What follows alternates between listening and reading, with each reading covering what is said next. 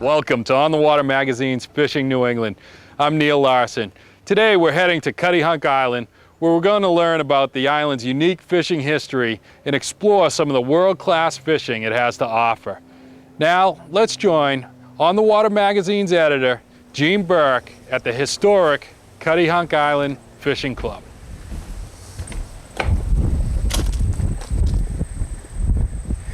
In the history of striped bass fishing in the United States, there are very few places that have as much significance as where I'm standing right now, which is in front of the storied Cuttyhunk Fishing Club here on Cuttyhunk Island. This spot was chosen by a group of very rich and influential bankers and industrialists in 1864 to be a getaway, a place that they could go and relax and get away from all the cares of the world and the jobs that they had. And this is what they came up with. It wasn't palatial. It was never supposed to be palatial. It was a place where they could be themselves, and they came here for one reason and one reason only, and that was the fantastic striped bass fishing that we have to this day around these rocks and around this coast of Cuttyhunk. The clubhouse itself has a dining area, there's a common area, and there are a number of bedrooms. Again, it was very basic accommodations, but that didn't mean that these gentlemen were wanting for creature comforts. If you look back in the history of the club, it's amazing to see the lineup of food and drink and entertainment that they provided themselves with when they were here. The club had very specific rules.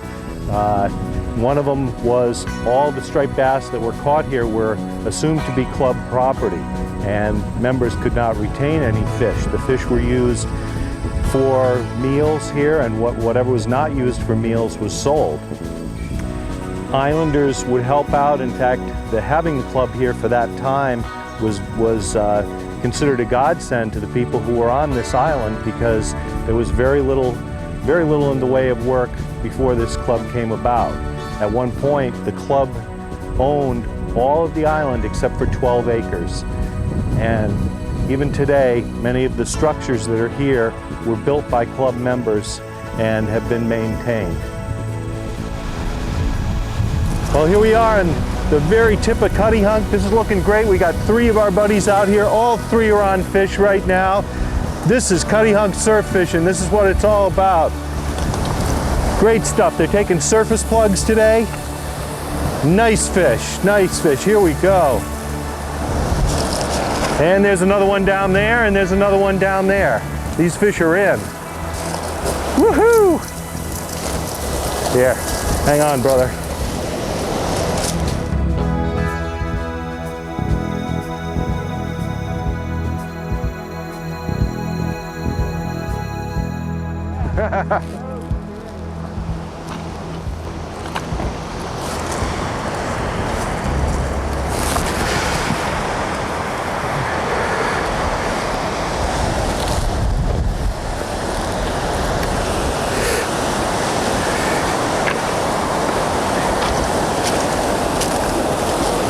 Andy Nabreski, surfing that fish in.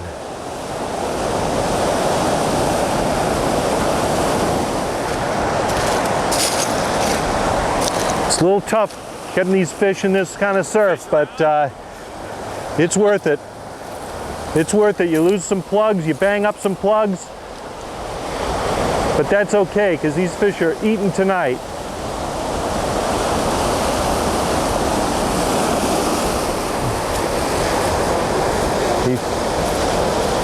He's almost in. It's a good fish, Andy. Almost in. Oh, yes. Oh, yeah. Oh, yeah. That's more like it. Woohoo! That's the way. Andy, you got a decent That's fish the way there. to do it. Nice There we fish. go. Now we're cooking. Nice fish on the popper. Excellent. What'd you get that fish on? Pencil popper. This is a gray and white pencil popper. It's made by Gibbs. It's a rare color. You didn't make too many of these, but I've been throwing a couple of different things, and this is really what's getting the action for me today. I tried some Polaris poppers and whatnot. That's going to be a solid 21, 22 pound fish. Very nice. Beautiful. Cuttyhunk striped bass. I think a cast in your hot spot here, Andy. Yeah, I'm going to steal my rod back. How about that? I think that's a heck of an idea. Nice, Andy. Very nice. Now, oh, there we go. There he is. There he is. Oh, yeah. Oh, yeah. I saw that one. Woo!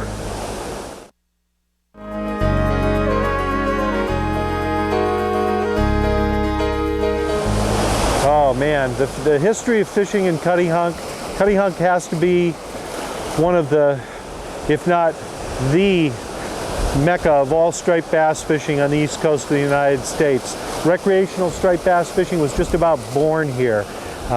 We did a little segment earlier today. We were talking up at the fishing club and talking about the history there. This area where you are here, down just around the point, you can see yet another place where there are the remains of one of the famous bass stands that the fishing clubs put up, that the club put up back in the 1800s. Now, oh, there we go. There he is. There he is. Oh yeah. Oh yeah. I saw that one. Woo! Oh man, he just absorbed that plug. Just absolutely just absorbed it. Oh yeah.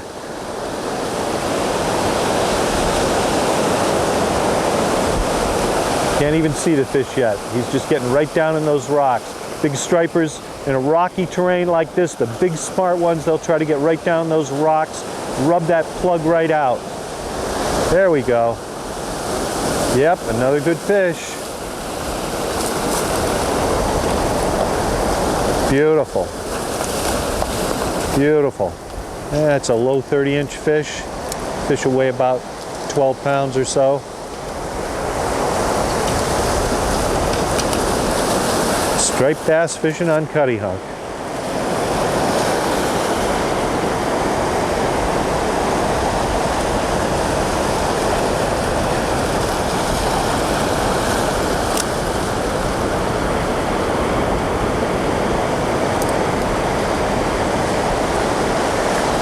This cold water too, boy, they're lively. If this fish is not going to settle down, sometimes, especially when you get a little bit bigger fish, the little ones kind of go crazy sometimes, but one that's got a little size to them like that, oftentimes, amazingly, they'll settle right down and you can get the plug out of the fish. But with this cold water like this, these fish are so full of it that sometimes it's a little tough. There he goes. Another beautiful fish. And away he goes. Ah, this is beautiful. This is beautiful. Up behind us here, this is the Gosnold Monument.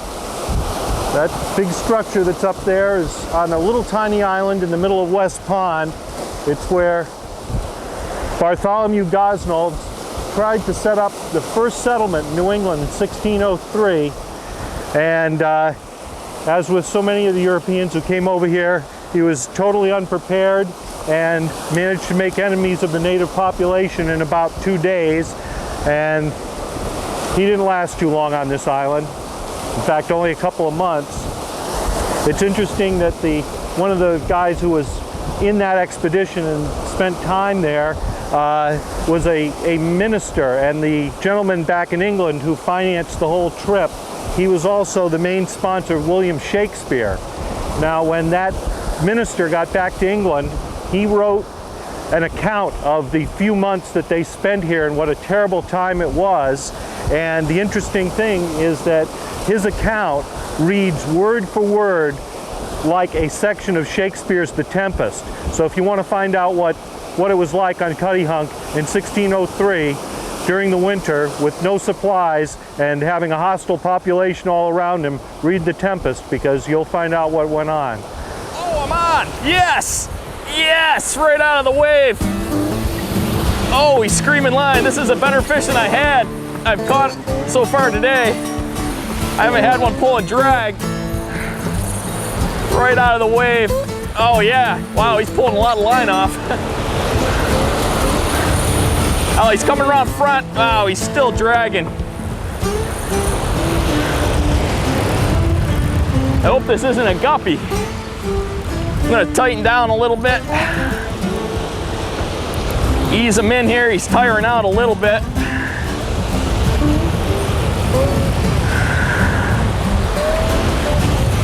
This is an incredible surrounding area to be fishing in. It's beautiful, it's remote. Fishing is excellent. There's not a lot of people here. This is the fall bass run in the Cape and Islands.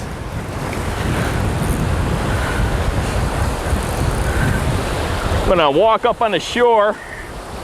This fish is coming a little closer. He's heading up towards Andy's fish. They might know each other. They might be having a little party.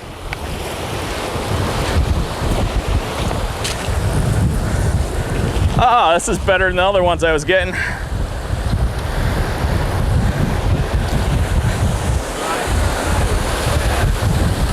And he comes in. That's what we like. That's a nice cow. There we go. There we go. There it is. All right. That is that's the biggest fish I've ever taken on a surface lure for sure. A little bigger than the average size we're getting here tonight. This is it's a beautiful fish, fresh, unbelievable. I actually got to see this fish come through the middle of a wave, take the popper and head down. This is why we came. Cuttyhunk Island during the fall. Give him a little kiss.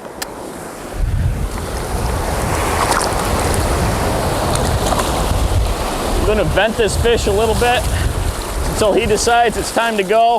He's pretty feisty, and away he goes, swimming away. This is what it's all about.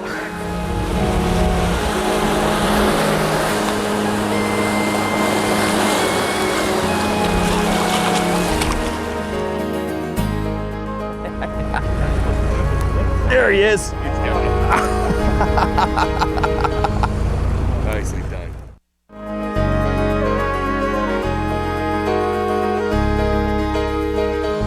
Next up, we're going to join Captain Duane Lynch aboard the Seahawk and troll up some stripers and blues along the dangerous yet productive Sow and Pigs Reef. Very nice. Oh, I'm getting some serious wax here. Hoping for a quick setup. He's chasing it. There we go. There he Hey, is. Gene's on. Oh, we got a double. Doubles, Nice. like it. Oh, this is a better fish. Not a skipper like the last one. Great head shake going on. Yeah. East Rock. East Rock. So this is East Rock on Sow and Pigs Reef. Striper fishing with J-plugs. Man, sometimes it's almost easy. Captain Duane Lynch aboard the Seahawk. Oh, this one's...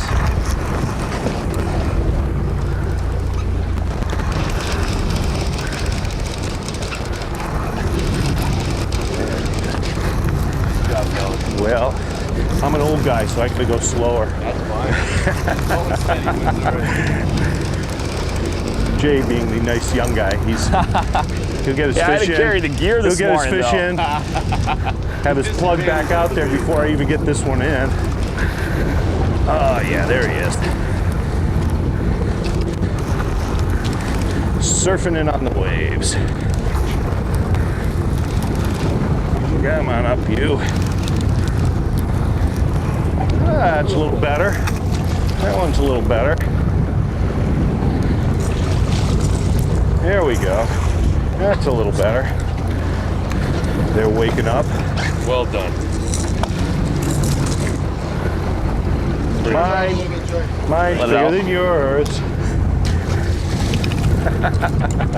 So what'd you say, Gene? I said mine's bigger than yours. How do we know that? Huh?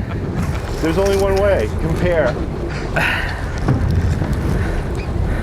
that towards the stern when you bought them? Oh, yeah. I don't know. Was Gene's bigger than mine, Captain? I think he was. Oh. Sorry to say. Oh. fish was just a little bit bigger. Oh, you were talking about fish. Oh. There we go. Nice fish. Yep. Back he goes. There seems to be a lot of fish that size that we were catching last night. Yeah. That same year class. They're schooling up around here, and they're getting to it before the big ones can. They're so much faster. If we can get down, get slow, the big ones will have a chance to grab it. And these fish are kind of piled up right on the side of the rock pile. Well, what they're doing is they're laying in here. They're laying behind the rocks. They're laying in the holes. All of Buzzards Bay is emptying out right now over sow and pigs. So the tide's bringing all the bait fish, it's bringing all the crabs, all the worms with it. And the bass are just laying here feeding as it comes down to them. So that's what we're trying to imitate. We're trying to imitate this bait fish that's been dragged down by the tide over these rocks. And hopefully the bass will come out, grab it, head back to where they were. Well, what would your idea of proper rip etiquette when you're trolling be? Well, I think it's different for each place, because when we fish up here, we're fishing a line. Oh, there he is. He's got it. Nicely done. Gene, I think this one's bigger than yours. Oh yeah, he's a drag puller. Yeah. Beauty. Nice fish. All right, man. Back stripes, dude.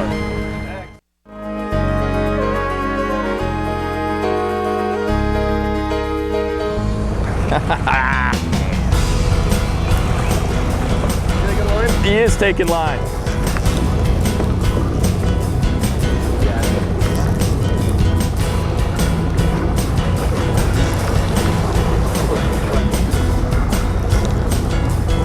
Get back to the wire. It's coming. We're on wire. And the wave he's surfing. Let's surf him in.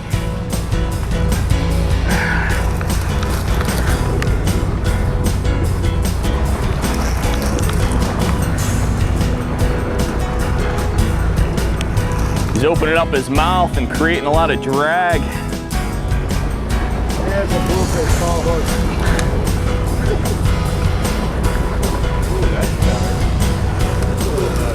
Yeah, he's still pulling line. I think he's bigger than yours, Gene. I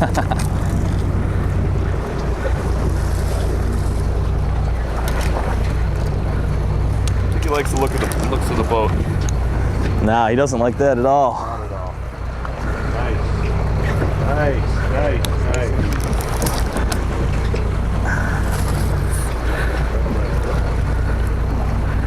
Woo.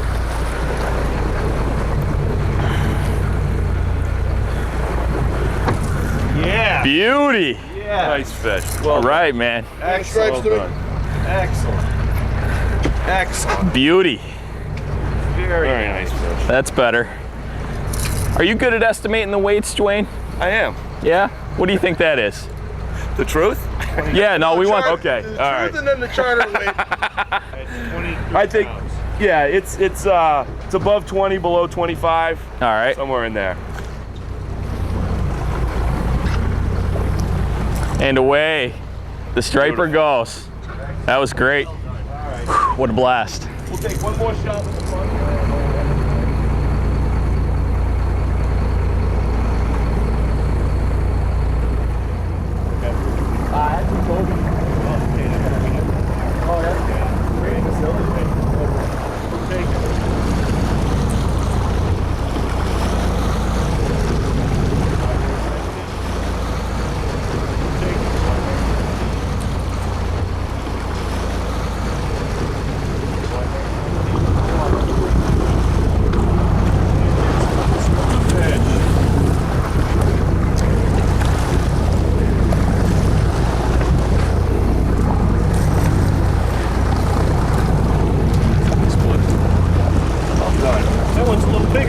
Ah, you did it. You got a bigger bluefish than me. But now I'm leading the striper competition, though. We had a fun morning trolling off Sow and Pigs Reef off the island of Cuttyhunk. I'd like to thank Captain Duane Lynch. Duane, We had a heck of a time. We trolled up some nice bass in the morning, and we can't seem to get the tube and worms through the blues later in the day. This is Jay Baver. And I'm Gene Bourque. For On The Water Magazine's Fishing New England. If you'd like to learn more about today's show, visit onthewater.com. Thanks for watching Fishing New England. I'm Neal Larsson, and we'll see you on the water.